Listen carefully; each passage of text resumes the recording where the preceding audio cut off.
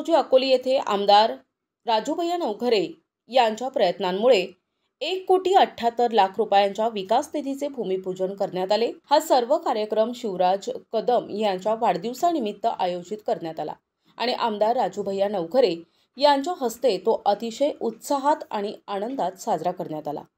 आमदार राजूभैया नवघरे यांच्या प्रयत्नामुळे भूमिपूजन करण्यात आलेल्या विकास कामांमध्ये नदीवरचा पूल, गावातील आरोग्य उपकेंद्र, सिमेंट रस्ते आणि पेव्हर ब्लॉक यांचा समावेश आहे। याचबरोबर शिवराज कदम यांनी वाढदिवसानिमित्त जिल्हा परिषद शाळेमध्ये शालेय साहित्याचे वाटप करण्याचे आयोजन केले होते। गावातील विकास कामांचा पाठपुरावा शिवराज कदम यांनी सतत आमदार राजूभैया नवघरे यांच्याकडे केला। त्यामुळे हा विकास निधी आमदार साहेबांनी लवकरात लवकर उपलब्ध करून दिला।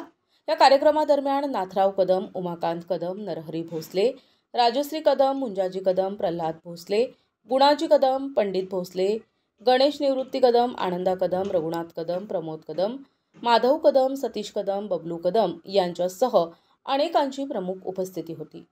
अत्यंत खेदानं सांगावं लागते की या पुलाचं काम अगोदर जे झालं होतं ते व्यवस्थित न झाल्यामुळे 2 मुलं तिथं वाहून गेले, पण आज खऱ्या अर्थानं जवळपास 1,10,00,000 रुपयाचा निधी आपण टाकलेला आहे आणि या पुलाचं काम उद्या सुरू होणार।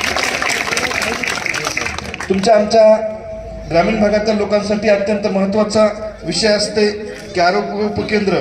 त्या आरोग्य उपकेंद्राची नवीन इमारत 50 लाख रुपयाची आपण आपल्या गावासाठी मंजूर करून आणलेली आहे आणि फक्त वसमतमध्येच नाही, आपल्या अकोलीमध्येच नाही, तर जवळपास 6-7 ठिकाणी, खांडेगाव असन, अकोली असन, अशा वेगवेगळ्या सगळ्या ठिकाणी 7 आपण या नवीन इमारती आणलेल्या आहेत। त्यापैकी आपल्या अकोली येथील नवीन इमारत बांधकामाचे भूमिपूजन, तसेच चिंचोली येथे सीसी रस्ता करणे आणि तुमचं आमचं जिथं आपण मस्तक टेकवतो त्या माऊली मंदिरासमोर पेव्हर बसवायचे काम, अशा एकूण सगळ्याच विकास कामाच्या भूमिपूजनाच्या कार्यक्रमाचे अध्यक्ष नरहरीजी भोसले मामा कार्यक्रमासाठी उपस्थित असले। प्रतिनिधी नंदू परदेशी, NTV न्यूज मराठी, वसमत, हिंगोली।